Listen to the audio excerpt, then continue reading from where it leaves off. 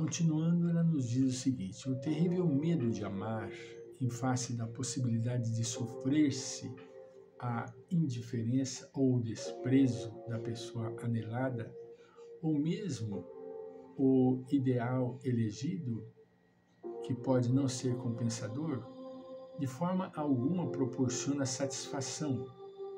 Antes, deixa tremenda angústia pelo não experimentado, pelo que ficará para sempre como desconhecido, que deveria ter sido vivenciado. A pessoa, ela teme por uma coisa que ainda nem viveu. Já dissemos isto, né? Pior do que amar e não receber resposta idêntica é o prejuízo de nunca haver amado. Não importa se a pessoa não vai ser amada, não importa. Ame. Isso que é importante. O maior prejuízo é o de nunca haver amado. Não importa se você vai receber ou não vai receber. Faça. Ame. Doe-se. Não é? Melhor do que se haja vivido uma experiência cujos resultados não foram os mais agradáveis, do que permanecer-se na incerteza de como seria tal realização. O indivíduo tem a necessidade de passar pela experiência, não importa se ela vai dar certo ou não. Tem que passar.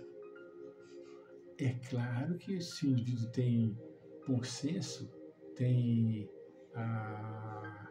a maturidade psicológica para refletir no melhor a ser feito, ele vai lutar para que esse medo que ele possui das novas coisas seja retirado.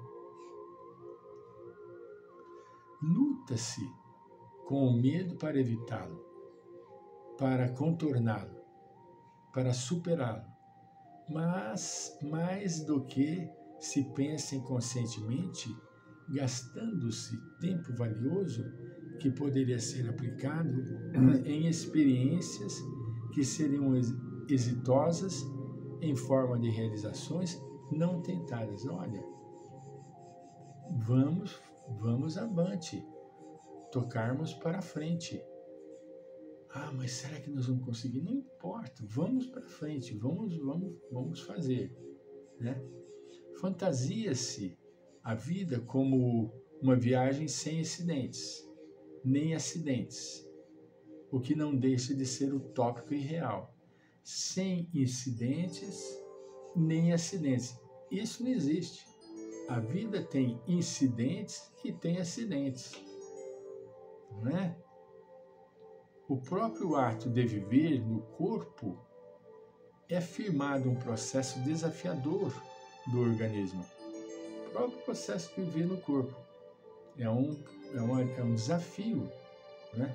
Na execução do programa de cada vida, todos tropeçam, todos sofrem decepções, todos sofrem insucessos, que são mestres hábeis no ensino dos mais eficientes meios para alcançar-se as metas a que se propõe. Nada é fácil. Nada é fácil. Sempre apresentando-se como recurso de aprendizagem e de evolução. O medo, portanto, oculta-se na fantasia de tudo muito fácil, sem suores, nem lágrimas, sem sofrimentos, nem lutas, gerando incertezas em torno do ato de existir.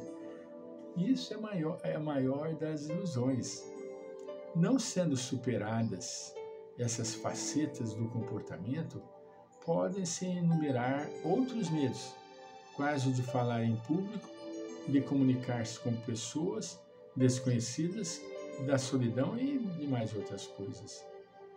São medos perversos e traiçoeiros porque se amontoam uns sobre os outros, cada vez mais complexos e difíceis de serem solucionados, caso não sejam enfrentados desde as primeiras manifestações. Certamente, todos têm planos e objetivos de felicidade, que o medo ensombra e dificulta a realização.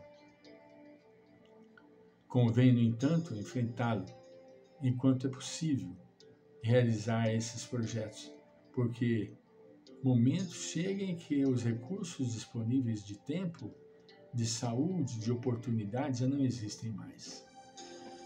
Eu estou aqui lembrando de um caso muito interessante ocorrido com o Chico,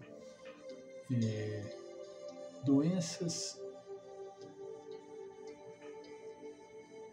protetoras. O caso chama-se doenças protetoras. Chico comentava a respeito das doenças protetoras. Aí, curioso, né? Doenças protetoras, mas por que protetoras? Como uma doença pode ser protetora se é doença, né? Aí, certa feita, quiseram fazer uma tentativa de curar a vista do Chico, né? Levar lá um oftalmo e fazer uma cirurgia. Ele, de jeito nenhum, não quero, eu não posso tirar essa limitação da minha vista, porque isto é uma doença protetora.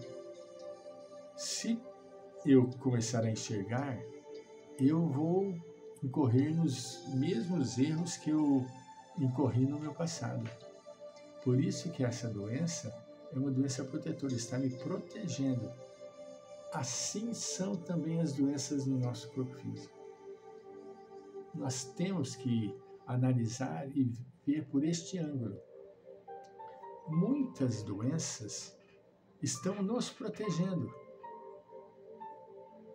para que a gente não venha a praticar problemas mais complexos. Não venhamos fazer as coisas mais absurdas. Estávamos conversando com um amigo e ele desenvolveu uma patologia na próstata, um CA de próstata. Mas a vida deste nosso irmão foi uma vida onde ele abusou da sua liberdade. Então veio a doença para quê? Para amarrá-lo no corpo. E, infelizmente, como houve certos abusos, a doença desencadeou, disseminou pelo organismo todo. E o Chico sempre falando da doença são protetoras. Elas nos protegem, não é? Analisemos detidamente, calmamente, sobre essa explicação do Chico. Doenças que nos são protetoras vão evitar-nos a cometer delitos maiores. Por isso que nós, é claro, devemos louvar a possibilidade de estarmos passando por uma limitação que não vai nos comprometer mais, não é? Graças, estamos presos no corpo por uma doença que eu preciso dela para não vir cometer delitos maiores. Doenças protetoras. É preciso que a gente venha a entender certas coisas dessas criaturas sábias. Chico era uma pessoa sábia, não é? Ele sabia tudo o que ia passar na sua vida. e não podia, de forma alguma, evitar determinados empeços, impedimentos, porque eram proteções que estavam sendo colocadas no seu caminho. Vocês, se não leram, devem ler, devem baixar por PDF, lindos casos de Chico Xavier, de Ramiro Gama. É o melhor de todos os livros, de Ramiro Gama, porque viveu junto com o Chico proximamente e a idoneidade dos casos são fenomenais. São fenomenais. Quantas coisas ele precisou passar para fazer com que a sua mediunidade eclodisse e expandisse de forma de luz. Ele precisou passar por uma série de problemas, principalmente com a sua madrasta, para que a sua personalidade fosse educada. Nossa, Francisco, mas ele sofreu muito, teve garfo enfiado na barriga. Será que ele foi tão maldoso assim? A questão não é a questão de maldade. A questão é a questão de resistência espiritual e paciência moral. Voltaremos.